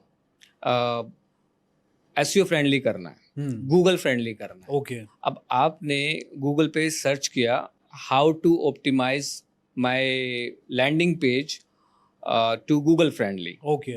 अब गूगल पे बहुत सारे आर्टिकल और वीडियोस आ जाएंगी। अब यूज़र ये नहीं देखता है कि ये वीडियोस कब डली हुई है। हो सकता है वो वीडियोस 5 साल पुरानी हो सकता है वो वीडियो 4 साल पुरानी हो, बट आज तो गेम कुछ नया ही चल रहा है ना। ठीक है। तो आपको ऐसी वीडियोस या ऐसे आर्टिकल्स पढ़ने चाहिए जो आज की डेट के हों, करंट डेट के हों, 1 Okay. महीने 2 महीने 4 महीने पुराने हों। तो ये आपको करंट डेट की नॉलेज देंगे, ओके। ना कि जो बीत गया उसकी नॉलेज देंगे। तो आपको अगर ये चीज़ें कुछ भी आप क्रैक करना चाहते हो, तो आपको आज से रिलेटेड या आज से कुछ टाइम पुरानी वीडियोस को देख के ही आप उसका क्रैक कर सकते हो। ओके। Yes yes. अच्छा सचिन जी, ये तो प्योरली बिजनेस मैन या बिजनेस वुमेन वाली बात हो गई कि जो धंधा कर रहे हैं लोग, उनके लिए कितना फायदेमंद है SEO. But if I come to professionalism, जैसे जो डॉक्टर्स हैं, सीएज हैं, लॉयर्स हैं, यस उनको एडवर्टीजमेंट तो अलाउड है ही नहीं। बिल्कुल भी नहीं। तो पहले मैं आपसे हेल्थ केयर पे जानना चाहूंगा। हेल्थ केयर इंडस्ट्री को भी अब एडवर्टीजमेंट पे रोक आने लग गई है, बिल्कुल। एंड वो भी एडवर्टाइज नहीं कर सकते, गूगल एड्स नहीं यूज कर सकते, या कोई भी माध्यम है वो यूज नहीं कर सकते। यस। तो वो अपने आप को कैसे प्रमोट करें ऑर्गेनिकली? जी, तो मैं सबसे पहले आपको बताना चाहूँगा कि हेल्थ केयर सब्जेक्ट जो कि मेरा बहुत ही प्यारा सब्जेक्ट है, और हम लोग करीब 140 डॉक्टर्स और हेल्थ केयर क्लाइंट को सर्व कर रहे हैं ऑर्गेनिकली अक्रॉस द वर्ल्ड। तो हेल्थ केयर में क्या है कि आज तो गूगल एड्स चल रही है, जैसा आपने कहा, कुछ टाइम बाद क्या है, रिस्ट्रिक्शंस आएंगी और वो सब बंद हो जाएंगी। कुछ कंट्रियों में बंद हो चुकी है। अब बात आती है कि एक हेल्थ केयर प्रैक्टिस जो डॉक्टर है वो अपने आप को रैंक पे कैसे करें। ऑफ कोर्स उसको अलाउड है अपनी ऑर्गेनिक मार्केटिंग करना, क्योंकि पेड मार्केटिंग अलाउड नहीं है। ऑर्गेनिक मार्केटिंग के अंदर वो एक इंफॉर्मेटिव कंटेंट अपनी नाम की वेबसाइट या अपने क्लिनिक के नाम की वेबसाइट बनाकर वो उस पर एक इंफॉर्मेटिव कंटेंट डाल सकता है। अगर एक डॉक्टर है जो डेंटिस्ट डॉक्टर है या एक हेयर ट्रांसप्लांट डॉक्टर है, तो वो लोग इंफॉर्मेटिव कंटेंट डालेंगे। ठीक है, अभी लोग अपने बिफोर आफ्टर रिजल्ट्स भी डालते हैं, जो कि as per the guidelines allow है नहीं वो, बट लोग डालते हैं। बट उसमें भी एक डिस्क्लेमर आता है कि आपने अपने पेशेंट का कंसर्न लिया है उस चीज़ को डालने के लिए या नहीं लिया है। तो हेल्थ केयर में सिर्फ और सिर्फ ऑर्गेनिक ही काम आता है, और ऑर्गेनिक में हमें कंटेंट मार्केटिंग के ऊपर बहुत फोकस करना होता है। अब कंटेंट मार्केटिंग कैसे कैसे हो सकती है, आपके वेबसाइट के ऊपर इंफॉर्मेटिव कंटेंट होगा, आप किसी सब्जेक्ट के ऊपर, किसी डिजीज़ के ऊपर एक वीडियो बनाएंगे या फिर कंटेंट बनाएंगे, उस कंटेंट को आप अपने वीडियो चैनल पे डालेंगे, यूट्यूब चैनल पे डाल के आप अपनी वेबसाइट के साथ लिंक करेंगे उसको। तो यूज़र उन वीडियोस को देखते हैं, और फिर वही यूज़र को जब लगता है कि यार ये प्रॉब्लम है एक्चुअल में मुझे, तो वो फिर डॉक्टर के पास कंसल्ट करते हैं। क्योंकि देखो, आज वो टाइम तो रहा नहीं कि एक फलाने ने बोला कि भाई आप इस डॉक्टर के पास चले जाओ, ये प्रॉब्लम है। तो अब आज वो टाइम नहीं रहा, कोई किसी से पूछता नहीं है, कोई अपनी बीमारी किसी से डिस्कस नहीं करता है। तो वो लोग सीधा क्या करते हैं, गूगल, वो लोग सीधा गूगल सर्च करते हैं, बेस्ट डॉक्टर फिर for this, best doctor for this. तो वो लोग गूगल पे सर्च करके पहुंच जाते हैं। बड़े सारे प्लेटफॉर्म्स भी बने हुए हैं अपॉइंटमेंट लेने के लिए, आप ऑनलाइन कंसल्टेंट्स भी ले सकते हो, मार्केट प्लेस बन गए हैं, बहुत सारे मार्केट प्लेस हैं। तो फिर भी मार्केट प्लेस पे ऑनबोर्ड होने के लिए भी उन मार्केट प्लेसेस की भी कुछ ना कुछ गाइडलाइंस हैं। तो आपको अपने क्लिनिक के बारे में, अपने हॉस्पिटल के बारे में वेबसाइट बनानी होती है, कंटेंट बनाना होता है, प्रोफाइलिंग करनी होती है। तो क्योंकि एक यूज़र जब आपके पास आता है तो वो आपकी पूरी प्रोफाइल देखता है, और आजकल जनता पूरी पढ़ी लिखी है, वो एक डॉक्टर की प्रोफाइल देखे बिना अपनी बॉडी के को टच करने को अलाउ ही नहीं करते हैं। तो यस, हेल्थ केयर में मार्केटिंग करना बहुत इम्पोर्टेंट है, बट एथिकल वे है organic market. Correct, only organic market जो आप कंटेंट के थ्रू कर सकते हैं। एग्जैक्टली। ओके, बट सर आप एडवोकेट्स और सीएस के लिए भी कोई रास्ता बताइए कि वो ऑर्गेनिकली क्लाइंट्स तक पहुंच सके, लीड्स लेकर आ सके जी, क्योंकि इनके लिए भी लॉज, इनके लिए भी गाइडलाइंस बहुत ज़्यादा स्ट्रिक्ट हैं। Yes, even advocates, CS and even doctors are not allowed to advertise. Yes. तो वो क्लाइंट्स कहाँ से लाएंगे यार? मतलब जब तक लोगों को सामने पता नहीं लगेगा कि उनकी क्या एक्सपर्टीज है, क्या नहीं है, तो उनको क्लाइंट्स कैसे मिलेंगे? तो उनके लिए भी आपको एक ऑर्गेनिक वे बताओ कि वो लीड्स जनरेट कर सके, क्लाइंट्स लेकर आ सके अपने पास। यस, सी देखिए, एडवोकेट के लिए ना सबसे अच्छी एक ही टिप्स है कि आप जो भी कंटेंट बना रहे हो उसमें आप डिस्क्लेमर ज़रूर यूज़ करो, रेफरेंसेस यूज़ करो। जैसे होता है ना कि एक एडवोकेट जब भी किसी जजमेंट को किसी भी जज के सामने कुछ बता रहा होता है, तो उसके लिए एक रेफरेंस ज़रूर दे रहा होता है। तो वो रेफरेंस आपको देना है। ओके, जब भी आप कंटेंट बना रहे हो आपको रेफरेंसेस का बहुत ध्यान रखना है। अगर आप चाहे वो रिटर्न कंटेंट लिख रहे हैं अपनी वेबसाइट पे या आप वीडियो बना रहे हैं, तो उसके साथ साथ आपको एक रेफरेंस यूज़ ज़रूर करना है। चाहे रेफरेंस एज ए बुक आप दिखाएं या रेफरेंस एज ए चैप्टर आप दिखाएं कि ये रेफरेंस, ये मैं नहीं कह रहा हूँ, ये एक रेफरेंस कह रहा है, दैट इज़। तो इस टाइप का अगर आप कंटेंट बनाएंगे तो आपको कभी भी कोई ऑब्लिगेशन नहीं आ सकती है कंटेंट बनाने में, वीडियो बनाने के लिए, चाहे वो सीए है चाहे वो एडवोकेट है। तो ऑर्गेनिक मार्केटिंग सबके लिए अलाउड है, पेड मार्केटिंग ना डॉक्टर के लिए अलाउ है, ना ही एडवोकेट्स और सीए के लिए अलाउड है। नहीं सर, बिल्कुल सही कह रहे हैं आप। एंड अगर किसी एडवोकेट या किसी सीए को अपनी वेबसाइट भी बनानी होती है तो वो कैसे बनाए अपनी वेबसाइट, वो भी क्लियर कर दो। ये सिंपल वो उस वेबसाइट में देखो अपने कॉन्टैक्ट डिटेल ज़्यादा नहीं डाल सकते हैं, एड्रेसेस और ये सारी चीज़ें। वो सिर्फ और सिर्फ एक इंक्वायरी फॉर्म डालें और उसमें डिस्क्लेमर रखें कि this website only for information purpose, we are not selling our services and everything. तो yes, these things are allowed.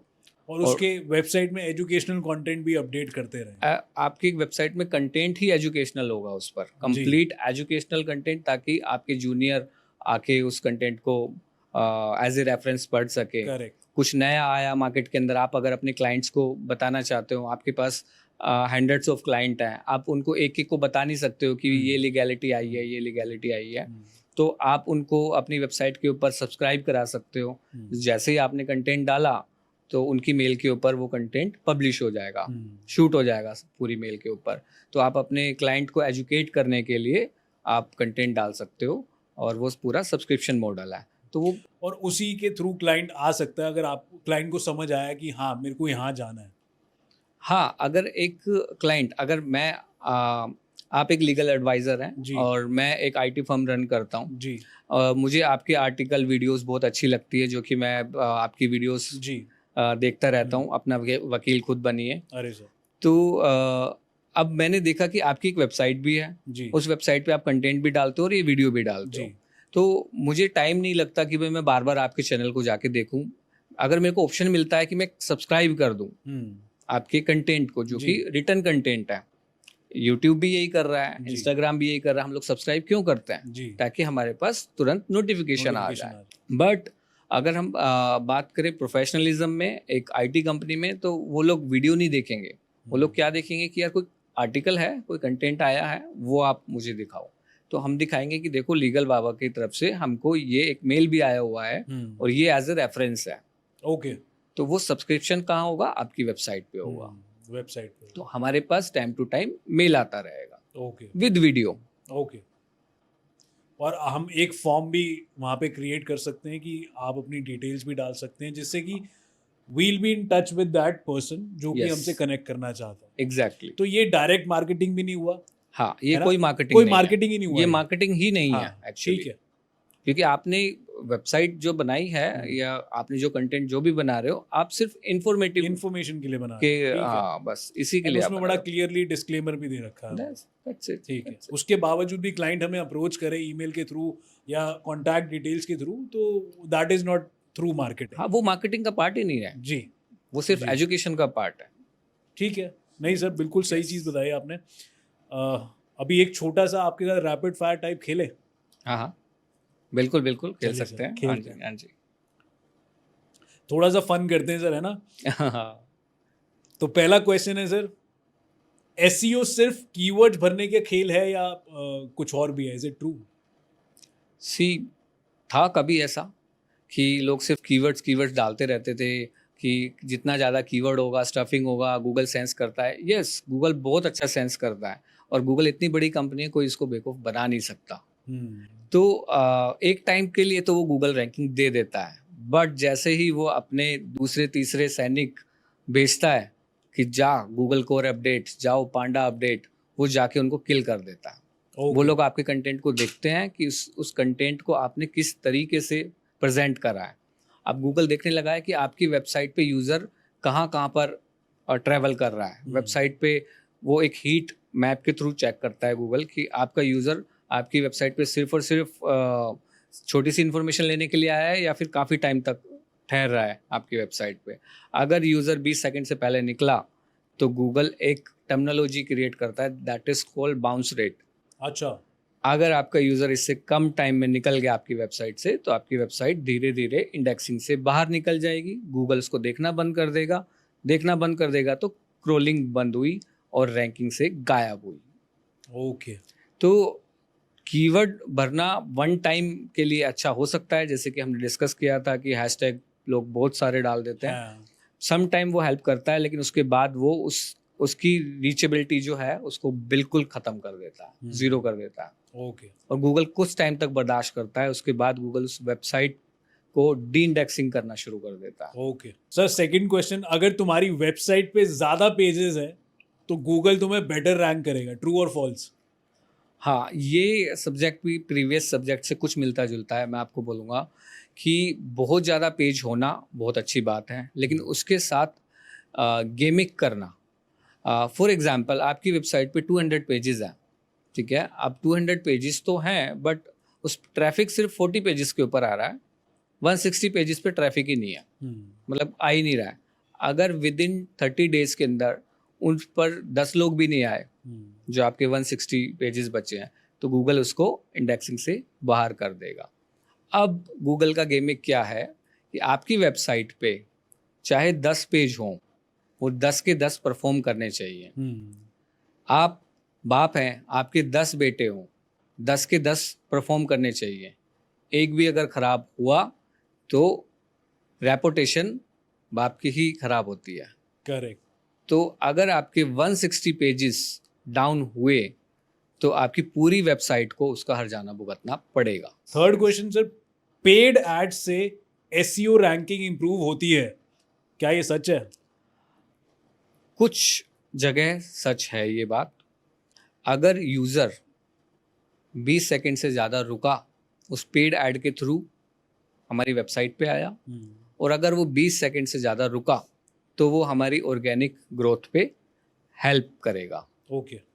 लेकिन आज का जो दौर है उसमें जो भी लोग लैंडिंग पेज बनाते हैं ऐड चलाने के लिए, वो सिर्फ और सिर्फ लीड जनरेट करने के लिए चलाते हैं। आइदर तो WhatsApp, either call, either inquiry fill up. तो यूज़र, मुझे नहीं लगता कि 20 सेकंड से ज़्यादा रुकेगा उस लैंडिंग पेज पे। तो 80% मैं बोलूँगा ना, कि आपको अगर लैंडिंग पेज बनाना है पेड ऐड के लिए तो वो सब डोमेन पे बनाएं, ताकि आपकी मेन वेबसाइट हैम्पर ना हो। क्योंकि अगर आपकी वेबसाइट पे 80% का बाउंस रेट आया, 80% ऐसे यूज़र आए जो बाउंस रेट क्रिएट कर रहे हैं, तो आपकी वेबसाइट पे जो एसईओ है वो पूरा चेंज हो जाएगा और वेबसाइट डाउन भी जा सकती है। ओके। बैक लिंक्स जितने ज़्यादा रैंकिंग उतनी अच्छी, इज इट ऑलवेज ट्रू? ये एक बहुत बड़ा मिथ है आज के टाइम में। यस, सब कंपनियां बैकलिंक्स बेच रही हैं। आप गेस्ट पोस्ट खरीद लो, आप डायरेक्टरी सबमिशंस करा लो, ये सारे करा लो। देखो, गूगल का सेंस करने का जो उसका मेथड है ना, वो कहता है कि हाई क्वालिटी बैकलिंक।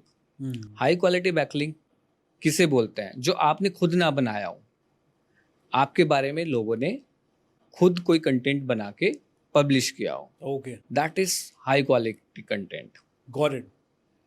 अगर एज सचिन गुप्ता अपने ही एक और किसी के पास जाके किसी आर्टिकल पे जाके सचिन गुप्ता नाम से रजिस्टर करता है और उसी नाम से बैकलिंक बनाता है, तो गूगल को पता है कि ये तो खुद सेल्फ मार्केटिंग कर रहे हैं। हाँ।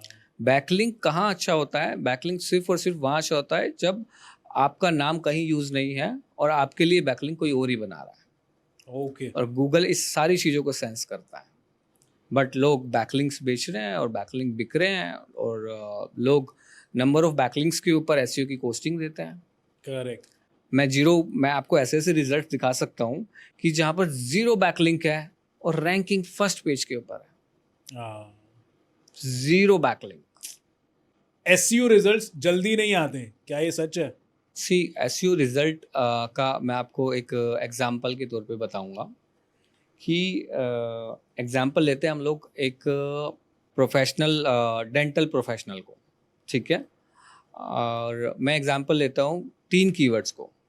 मेरा पहला कीवर्ड है डेंटिस्ट इन इंडिया, दूसरा कीवर्ड है डेंटिस्ट इन गुड़गांव, तीसरा कीवर्ड है डेंटिस्ट इन डीएलएफ फेज 2 गुड़गांव। तो जो सबसे कम टाइम लगेगा रैंक पे आने के लिए वो होगा डेंटिस्ट इन डीएलएफ फेज 2 गुड़गांव। उसके पीछे रीज़न है कि हमें जो फाइट करनी है, ओनली जो डीएलएफ फेज 2 के डेंटिस्ट हैं उन्हीं के साथ फाइट करनी है। और वो कितने होंगे? 20, 30 मैक्स टू मैक्स। करेक्ट। अब आते हैं मेरे सेकंड कीवर्ड पे। सेकंड कीवर्ड क्या था? Dentist in Gurgaon. अब यहाँ पर मिलेंगे आपको 600 से भी ज़्यादा डॉक्टर्स। अब जब इतने सारे डॉक्टर्स के साथ फाइट करनी है, मीन्स एसईओ में फाइट करनी है, तो रैंकिंग आने में भी टाइम लगेगा। ओके। अब आ जाते हैं हम लोग डेंटिस्ट इन इंडिया। अब हमारा जो फाइट है वो अप्रोक्स 2 लाख समथिंग क्लिनिक्स और डॉक्टर्स के साथ हो जाएगा, उससे भी ज़्यादा बड़ा नंबर हो सकता है ये। तो जितना ज़्यादा बड़ी फाइट उतना ही समय ज़्यादा लगेगा। तो ये एसईओ का गेमिक है पूरा, कि आपको आपकी रैंकिंग 15 दिन में भी आ सकती है और आपकी रैंकिंग को आने में 2 साल भी लग सकते हैं। सचिन भाई एक और बात बताओ, ये गूगल माई बिजनेस जो होता है वो सस्पेंड हो जाता है लोगों का, काफ़ी लोगों का सस्पेंड हो जाता है, मेरे भी इनफैक्ट फ्रेंड्स है उनका भी सस्पेंड हो गया था। जी जी। तो वो रिकवर कर सकते हैं क्या? हाँ हाँ बिल्कुल। देखो गूगल का जो ये प्रोडक्ट है, ये गूगल माई बिजनेस, ये सीधा कनेक्टेड है गूगल मैप के थ्रू। अच्छा। आप अपने कैफ़े की लिस्टिंग करते हैं, आप अपने क्लिनिक की लिस्टिंग करते हैं, तो ये सारा मैप के ऊपर जाता है। बट इसका लॉगिन डिटेल जो है वो गूगल माई बिजनेस, जो जिसका नाम अभी गूगल बिजनेस प्रोफाइल हो गया है, अब वो सस्पेंड हो जाता है। कोई ना कोई रीज़न है, गूगल जानबूझ के किसी का भी डिलीट करता नहीं, उसने एक एल्गोरिथम बनाई है। हो सकता है कि आपकी लिस्टिंग में आपने बहुत ज़्यादा छेड़छाड़ की हो सकता है गूगल आपसे वेरिफिकेशन मांग रहा हो और आप वेरिफिकेशन नहीं दे रहे हो सकता है कि कोई आपकी लिस्टिंग को हैक करना चाह रहा हो। अच्छा। तो और वो हैक भी हो गई हो, तो इस रीज़न से आपकी जो लिस्टिंग है, जो आपका बिजनेस जो मैप के ऊपर है गूगल मैप पे, वो डिलीट हो जाता है। गूगल उसको सस्पेंड कर देता है। बट वहीं गूगल उसको रिकवर करने के लिए भी बहुत सारे आपको चांसेस देता है। अब जैसे आपके पास मेल आया कि भाई आपका बिजनेस सस्पेंड हो गया, तो सबसे पहले उसी मेल के ऊपर एक रीइंस्टेट फॉर्म का ऑप्शन आता है। आपको ओके। फॉर्म फिलअप करना है। फॉर्म फिलअप के साथ गूगल जो जो क्वेश्चन करता है वो सारे क्वेश्चन के आंसर आपको करने हैं। हो सकता है गूगल आपसे आपके बिजनेस के बारे में उसका एक लीगल डॉक्यूमेंट मांगे, वो आपको देना है। ये भी हो सकता है कि गूगल आपसे आपके बिजनेस की एक वीडियो वॉक थ्रू वीडियो मांगे कि भाई ओके। आपका बिजनेस रियली में एग्जिस्ट जेन्युइनली करता है भी या है नहीं? कि हाँ। नहीं करता है।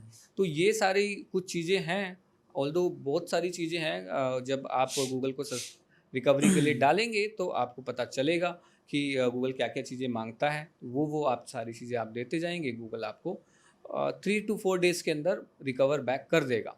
बट अगर फिर भी नहीं हो पाता है तो हमारे पास गूगल की APIs हैं। हम लोग गूगल को सेंस कराते हैं कि this is the genuine business, और हम आपके डॉक्यूमेंट आपके बिहाफ पे हम लोग गूगल को सबमिट कराते हैं, और गूगल हमें 3 to 4 डेज़ के अंदर वो रिकवरी दे देता है। और एक बार रिकवर आने के बाद अब वो लाइफ टाइम कभी भी डिलीट नहीं होगी, क्योंकि रिकवर गूगल ने कर दी है और गूगल ने किसी डॉक्यूमेंट के बिहाफ पे की है, तो अब आपकी लिस्टिंग कभी भी डिलीट नहीं हो सकती। ओके। तो दिस इज़ द ये काफ़ी लोगों को नहीं पता था, बेचारे अपना अकाउंट सस्पेंड करवा के बैठे हुए थे।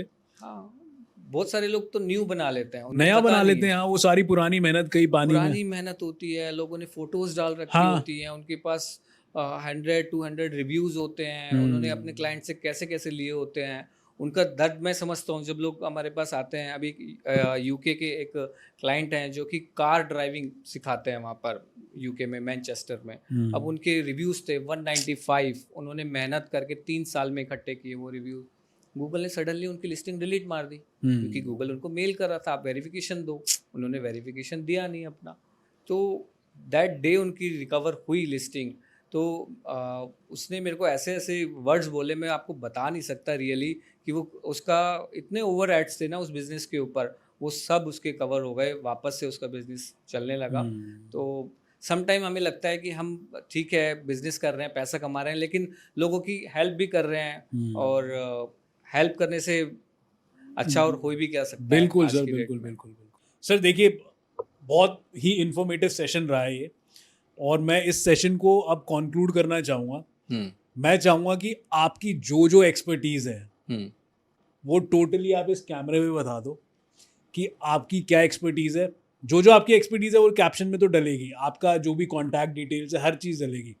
बट मैं चाहता हूँ कि आप अपने मुंह से जनता को समझाओ कि आप क्या कर सकते हो उनके प्रोडक्ट को ग्रो करने के लिए, उनके चैनल को ग्रो करने के लिए, या किसी भी चीज़ को आप प्रोफेशनली कैसे ड्राइव कर सकते हो। तो सबसे पहले मैं एक जीएमबी को लेना चाहूँगा। जीएमबी आज की डेट में छोटे बिजनेसेस के लिए बहुत इम्पोर्टेंट सब्जेक्ट है कि एक छोटा बिजनेस है, एक एसी शॉप है, एसी रिपेयर करने वाले लोग हैं, तो ये लोग अपना बिजनेस कैसे ग्रो करें। इनके पास वेबसाइट बनाने के लिए पैसा नहीं होता है, या ये बहुत ज़्यादा टेक्निकल नहीं होते हैं, पढ़े लिखे भी नहीं होते हैं समटाइम। तो अब इनके लिए गूगल माई बिजनेस सबसे इजी और सबसे सस्ता एक प्लेटफॉर्म हो सकता है।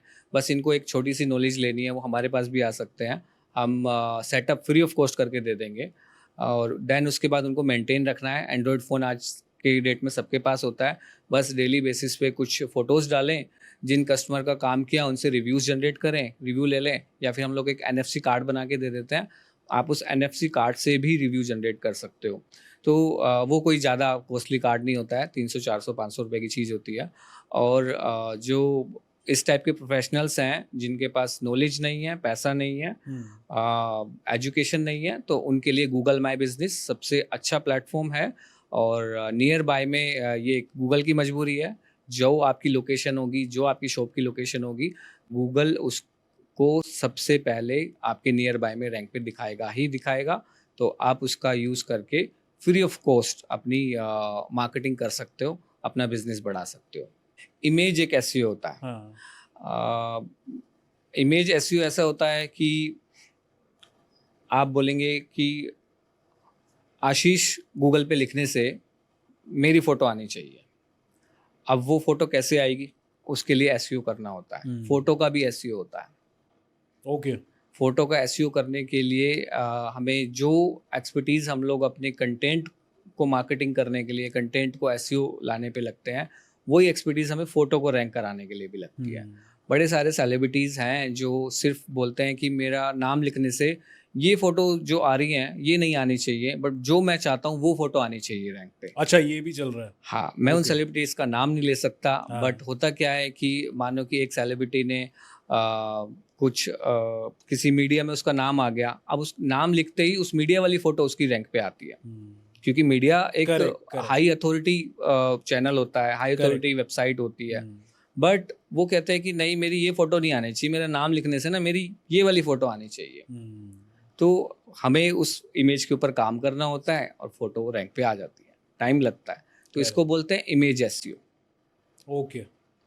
कुछ लोग कहते हैं कि अमेज़ोन पर लोग जो प्रोडक्ट की इमेज है, अमेज़ोन के अंदर भी जो प्रोडक्ट की इमेज है उसको रैंक करा लो आप। अच्छा। सपोज आपके पास एक कैमरा है, वो कैमरा, उस कैमरा को बेचने वाले बहुत सारे लोग हैं। हाँ। सेम कैमरा को बेचने वाले बहुत सारे लोग हैं। हाँ। लेकिन लोग क्या करते हैं, कैमरा की क्वालिटी को चेक करने के लिए इमेज पे जाके गूगल की इमेज जो सर्च है वहाँ पर चेक करते हैं कि दिस कैमरा ये कैसा दिखता है। दिखने के लिए कैमरे का मॉडल नंबर डाल दिया। अब जिसकी फ़ोटो सबसे पहले आएगी उसको ट्रैफिक मिल जाएगा, वो सीधा अमेज़ोन पे चला जाएगा, Correct. सेल हो जाएगी। ये हमें अमेज़ोन का एंटर किए बिना हम ये काम कर लेते हैं, अमेज़ोन एसईओ। ये बहुत ही कम लोग जानते हैं इस चीज़ को, और हम लोग करते हैं। बहुत सारी कंपनियां हैं जो ये सारा काम हम ही लोगों से कराती हैं। ओके। बट सर, इसके पीछे तो बड़ी फाइट होती होगी है, आपके जैसे और भी एक्सपर्ट्स होते होंगे जो लड़ रहे होते होंगे। हाँ, बहुत बहुत बहुत। तो ये कैसे, आप कैसे नंबर 1 पे ले आते हैं? हम लोग फर्स्ट ऑफ ऑल किसी को भी गारंटी नहीं करते हैं कि भाई हम इतने टाइम में रैंक पे लेके आ जाएंगे। कुछ 19-20 का आंकड़ा रहता है, रैंकिंग आ जाती है। सम टाइम बहुत कम टाइम पे भी रैंकिंग आ जाती है। तो अभी इसके पीछे पूरा जो गेम है, हमारी पिछली 15 साल की रिसर्च है, और रिसर्च कभी ख़त्म नहीं होती है। एसईओ चीज़ ही ऐसी है। आज अगर हम लोग 200+ बिजनेसेस को एसईओ के थ्रू रैंक करा रहे हैं, तो करीब हमारी 50-60 वेबसाइट तो ऐसी होगी जो एक कस्टमर को पता भी नहीं है, उसके बिजनेस रिलेटेड हमने बना रखी है just for experimental. Okay. Only experimental. Okay. कि अगर एक्सपेरिमेंट सक्सेस हो गया तो हम क्लाइंट की वेबसाइट पे यूज़ करेंगे। जी। अब होता क्या है, मैं किसी को चैलेंज नहीं कर रहा हूँ, बट लोग एसईओ के अंदर ये करते हैं कि अगर रैंकिंग आ गई 3-6 महीने तो पैसा लेंगे ही लेंगे। अगर रैंकिंग आ गई तो 7वें महीने भी पैसा मिल जाएगा, नहीं तो 6 महीने तो पैसा बनेगा ही बनेगा। Correct correct. बट वो कौन लोग करते हैं जो अभी सीख रहे हैं, हाँ। जो अभी इस गेम के अंदर एंटर किया है 1 साल 2 साल।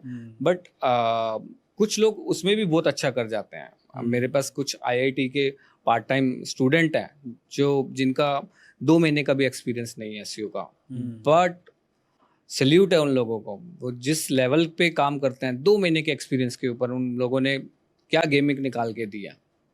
मतलब जिस चीज़ को सोचने में शायद हमको इतना टाइम लग गया, उन स्टूडेंट्स ने निकाल के दिया हमें वो सोल्यूशन। नहीं सर, काफ़ी कुछ सीखने को मिला है, इन्फॉर्मेटिव रहा है, और जनता ने भी बहुत कुछ सीखा होगा आपसे। बिल्कुल बिल्कुल। कुछ कोई बात आप जनता को बोलना चाहें? सो एसईओ में मैं एक चीज़ ये बोलना चाहता हूँ कि एसईओ का कोई प्राइस टैग नहीं है। ठीक है, एसईओ जो सेल होता है वो पूरी एक्सपर्टीज़ के हिसाब से सेल होता है। किसी की एक्सपर्टीज़ 5 ईयर एक्सपीरियंस है, कोई 10 ईयर एक्सपीरियंस है, कोई 15 ईयर एक्सपीरियंस है, किसी ने 5 ईयर टाइम पास किया है, लास्ट ईयर में कुछ रिजल्ट्स आ गए हैं, है ना, किसी ने 10 ईयर में 9 ईयर टाइम पास किया है। तो आपको अगर एक एसईओ कंपनी या एसईओ एक्सपर्ट को अगर चूज़ करना है तो उसकी पास्ट होल जर्नी के ऊपर आप उसको ना लें, आप उसके रिजल्ट्स देखें कि वो किस ब्रांड के साथ किसके साथ काम कर रहा है, उनके रिजल्ट्स क्या हैं, कितने कीवर्ड्स पे वो रिजल्ट ला सकते हैं। फॉर एग्जांपल हमारे पास ऐसी चीज़ें भी हैं कि 18,000 कीवर्ड एक वेबसाइट के, 18,000 कीवर्ड फॉर सिंगल वेबसाइट हम लोगों ने रैंक पे रखे हुए हैं। लोग बोलते हैं कि दिस इज इम्पॉसिबल। हाँ, ऐसा नहीं है कुछ भी which is too impossible, much यार, बहुत ज़्यादा। टू मच, बट हम लोगों ने लेके रखे हैं रैंक के ऊपर। तो ये एक्सपर्टीज है, हम लोगों ने वो एक्सपर्टीज को फॉलो किया है पास्ट ऑफ द ईयर, और उससे ये सारे रिजल्ट निकल के आए हैं। आई एम नॉट कि 100% हम लोग बिल्कुल ही रिजल्ट निकाल ही देते हैं। 90 to 95% जो कमिट किया है रैंकिंग मिलेगी। 5% समहाउ गूगल का भी अपनी पॉलिसी चेंज कर Correct. देता है, यूज़र अपना कंटेंट चेंज नहीं करना चाहता, वो कॉपी कंटेंट के साथ ही बढ़ना चाहता है, तो वहाँ ये कुछ 5-7% के अंदर रैंकिंग नहीं आ पाती है। Correct correct correct. चलिए सर, बहुत मज़ा आया। Thank you so much sir, धन्य आप जी, आए और thank आपने you. इतनी नॉलेज दी। थैंक यू जी, थैंक यू। और आई होप सर आप आगे भी आएंगे, कोई नई चीज़ Definitely, लेकर आएंगे, और उस definitely. चीज़ पे हम बैठ के डिस्कस करेंगे। डेफिनेटली आएंगे हम लोग नए सब्जेक्ट के साथ। Wish you the best sir. Thank you, thank you. Thank